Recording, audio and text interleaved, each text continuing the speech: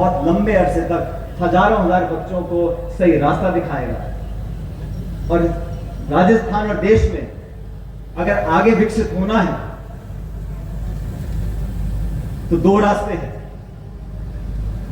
किसानी और पढ़ाई और फिर कमाई। और हम सब लोग जो ग्रामीण क्षेत्र में रहते हैं, जो मध्यम वर्ग के लोग हैं, जो पिछड़े हैं, दलित हैं, आदिवासी हैं, अगड़े हैं, जैसे भी, हम सबको अगर हम किसानी करेंगे तो हमारे बच्चे पढ़ेंगे। बच्चे पढ़ लिख कर, स्वर्गीय पायलट साहब कहा करते थे हमेशा, जब किसान का बच्चा, गरीब का बच्चा, गांव ढाणी में रहने वाला बच्चा, और वो सारे बच्चे बच्चियां पढ़ लिख कर उन तमाम कुर्सियों पर नहीं बैठ जाते जहां से देश और प्रदेश की नीतियां बनती हैं, तब तक ये देश विकास नहीं कर सकेगा। और हरीश जी, आपने जो बात बोली आज मंच से, मैं पूरा समर्थन आपका करता हूं, लेकिन आज संघर्ष क्यों करना पड़ता है? आज अपने हक अधिकार को जो संविधान कानून में लिखा है उसको लेने के लिए भी हमको आगे क्यों करना पड़ता है? हमको तमाम चुनौतियों का सामना क्यों करना पड़ता है? क्योंकि उन तमाम कुर्सियों पर जब गरीब और किसान के बच्चे बैठ जाएंगे तो हमें कभी झेलना नहीं पड़ेगा, हमारे काम अपने आप हुआ करेंगे। 2%, 5%, 6%, ये सब आंकड़ों के जाल में लोगों को फंसाकर तमाम संगतियां पैदा कर जो रुकावटें पैदा होती हैं। और हम 36 कौम के सभी लोग, इसमें कोई जाति बरादरी की बात नहीं, लेकिन जो व्यक्ति, जो बच्चा और बच्ची गांव में रहा पला बड़ा है, उसको मालूम है क्या चुनौतियां हैं किसानी में, कब दिक्कत बीज लेने में आती है, खाद डालने में आती है, पानी लगाने में आती है, फसल बेचने में आती है। जिसको जानकारी नहीं है किस संघर्ष से बच्चा पढ़ाई कर पैदा होने के बाद मेहनत कर पढ़ाई कर आगे बढ़ता है, जिसको उसकी कल्पना नहीं है, वो समस्या का समाधान नहीं कर सकता। आज हमारे बच्चे जब पीड़ित होते हैं, क्या हमको दुख नहीं होता? आज हमारी बच्चियां दिल्ली में बैठी जंतर मंतर पर, उनके साथ उन्हें आरोप लगाया, शोषण हुआ, कितने दिनों से बैठी हैं, हमारे दिल में दुख नहीं होता? आज हमारे बच्चे जो सालों मेहनत करते हैं, जिनके माँ बाप अपना पेट काट कर उनके ट्यूशन करते हैं, पढ़ाई कराते हैं, वो एग्जाम देते हैं, वो पेपर लीक हो जाता है, पेपर कैंसिल हो जाता है, दुख नहीं होता? उस पर कार्रवाई करने में इतना समय क्यों लगता है? न्याय दिलाने में इतनी पीड़ा क्यों होती है? क्योंकि उन कुर्सियों पर वो लोग नहीं बैठे जो यहां से निकल कर गए। उन कुर्सियों पर वो लोग नहीं बैठे जिनका दिल दुखे, जिनको 10,000 की, 50,000 की कीमत का पता हो। साथियों, संकल्प हमको लेना पड़ेगा भविष्य के लिए। ये बात बाड़मेर की नहीं है, ये सीमावर्ती जिला हमारा, यहां खान भी है, खनिज भी है, तेल भी है, सब कुछ निकला। बाकी मुल्कों में जहां रेगिस्तान होता है, वो कहां पहुंच गए हैं? क्या कारण है कि हमारा ये जिला आगे नहीं बढ़ सकता? आधुनिक खेती हो रही है, दुबई में देखो क्या निकल गया, वहां पर भी तेल है। हेमराम जी, हरीश जी मिलकर यहां पर अगर हम सब मिलकर काम करेंगे और सही संकल्प लेंगे, यहां पर रोजगार के अवसरों में अगर बाड़मेर के नौजवानों को प्राथमिकता देंगे तो क्या गलत बात है? यहां के बच्चे जो पढ़ रहे हैं, हमारी धरती से तेल निकल रहा है, खान निकल रही है। सब कुछ बदल सकता है, सपना देखने की जरूरत है, सब कुछ तब्दील हो सकता है, कदम उठाने की जरूरत है, सब सपने साकार हो सकते हैं, सबको साथ लेकर चलने की जरूरत है।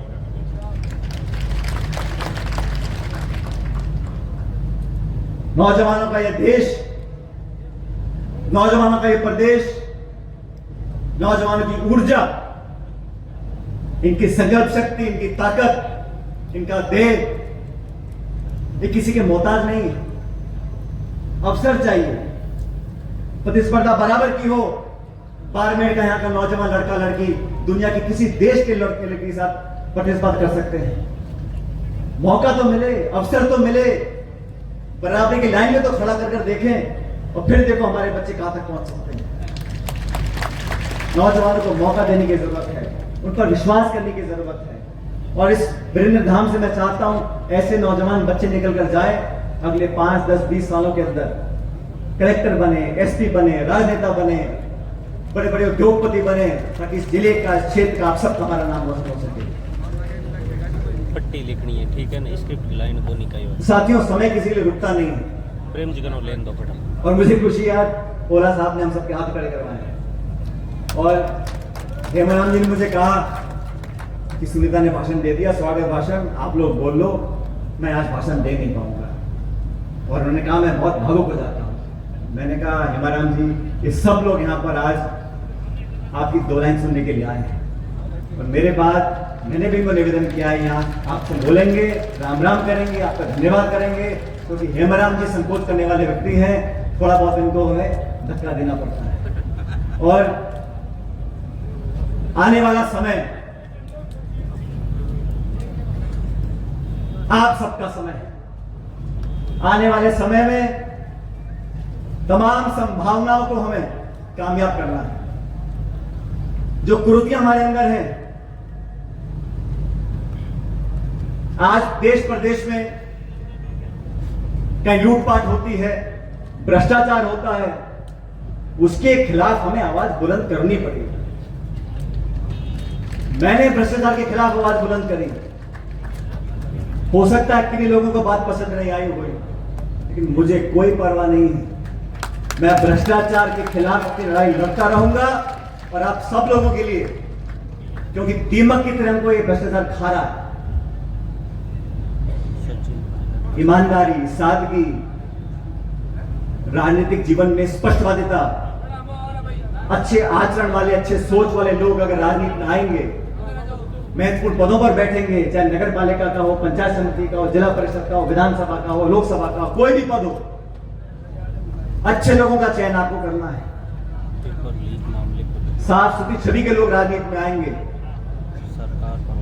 और मुझे दोबारा कहने में कोई संकोच नहीं है, इतना लंबा समय हेमाराम जी का हो गया राजनीति में, मंत्री रहे, विधायक रहे, नेता प्रतिपक्ष रहे, तमाम पदों पर रहे, लेकिन इनका सफेद दामन, उस पर एक भी छींटा कीचड़ का आज तक लगा नहीं है। तो छोटी बात नहीं है, क्योंकि आरोप लगाना बड़ा आसान है, लेकिन आरोप लगाने वाले भी देख के आरोप लगाते हैं, कहां पे चिपकेगा, कहां पे नहीं चिपकेगा। तो हेमाराम जी पे कुछ चिपक ही नहीं सकता, आप कुछ भी कहते रहे, क्योंकि विश्वास कायम किया है। साथियों, बहनों, भाइयों, मैं एक बार पुनः हेमाराम जी का, सुनीता जी का बहुत धन्यवाद करना चाहता हूं, और उम्मीद करता हूं कि इस जिले के अंदर कई बार यहां पर मेरा आना रहा, हम विपक्ष में रहे, सत्ता में रहे, लेकिन आज भी मुझे खेद है कि जिस प्रकार का रवैया दिल्ली का है, हमारे सीमावर्ती जिलों के जो गांव हैं, आज वहां विकास लगभग ठप है। आज हमारी माताएं बहनें पानी के लिए वहां तड़पती हैं, वहां पानी भी देसी घी से महंगा हो गया है। उन गांवों में, जो सरहद के गांव हैं, वहां पर विकास पहुंच नहीं पा रहा, और ये बेरुखी मैंने देखा दिल्ली से हो रही है। इसका भी हमें सामना करना पड़ेगा, एक सामूहिक विकास करना पड़ेगा, बिना भेदभाव के, बिना पक्षपात के सब लोगों को साथ लेकर चलेंगे तो जनता भी साथ देगी, मतदाता भी साथ देंगे, ऊपर वाला भी साथ देगा। आज आप सब लोगों ने इस कार्यक्रम को कामयाब बनाया, और मैं धन्यवाद देना चाहता हूं मंच पे तमाम हमारे साथी बैठे हैं। मैंने कहा राजस्थान का कोई जिला नहीं है जहां से आज हेमाराम जी के, इनके परिवार को साधुवाद देने के लिए हमारे सब साथी यहाँ पर आए नहीं हैं। हमें से बहुत साथी आज बोल नहीं पाए क्योंकि समय कम था, लेकिन आप सब ने इतनी बड़ी तादाद में यहाँ पर आज हाजिर होकर इस बात पर मोहर लगा दी है कि हेमाराम जी लंबे समय तक आप लोगों की सेवा करते रहेंगे, और हम उनके पीछे ढाल की तरह खड़े रहेंगे। हमारे अभिभावक हैं, और मुझे हमेशा इनका सानिध्य मिला। और मैं भी कभी कभी, जब मुझे बहुत सारे लोग बहुत सी बातें बोलते हैं, क्योंकि राजनीति में सुझाव देने वालों की संख्या कम नहीं होती, कोई सुझाव ये, कोई सुझाव वो, जब मैं सबके सुन लेता हूं, तब कभी कभी 10-15 दिन में शाम के समय मैं हेमाराम जी को फोन लगा पूछता हूँ, मैं कह रहा हूँ जी आप बताओ करना क्या है, कैसे है, और फिर हेमाराम जी जो बोल देते हैं, सचिन पायलट उस रास्ते पर चल देता है। इसलिए मैं बताना चाहता हूँ कि हमारी ट्यूनिंग अलग बैठी हुई है, और ये ट्यूनिंग हमेशा रहेगी। और रिश्ते देखो, हम कहाँ पैदा होंगे, किस घर में जन्मेंगे, हम हिंदू बनेंगे, मुसलमान बनेंगे, हमारे हाथ में नहीं। हम किस गोत्र से पैदा होंगे, हमारी जाति क्या होगी, हमारा नाम क्या होगा, हमारे हाथ में नहीं। लेकिन होश संभालने के बाद हमारी बोली, हमारा आचरण, हमारा व्यक्तित्व, हम लोग क्या कहते हैं, कैसे बर्ताव करते हैं, हमारे हाथ में है। जिसका दोष हम किसी को नहीं दे सकते। इसलिए रिश्ते बनाने से बनते हैं, और हम लोगों ने रिश्ते बनाए हैं। इस रिश्ते को हम हमेशा कायम रखेंगे, और मैं उम्मीद करता हूं कि इस बाड़मेर की जनता ने जो असीम प्रेम और प्यार, आशीर्वाद हेमाराम जी को, उनके परिवार को दिया है, इसको आप हमेशा कायम रखें। और मुझको भी आपने आज बहुत हर्ष और उत्साह के साथ हमारे यहाँ पे स्वागत किया। मैं सभी लोगों का, खासकर जिले के नेताओं का बहुत बहुत धन्यवाद करना चाहता हूँ कि आपने इस आयोजन में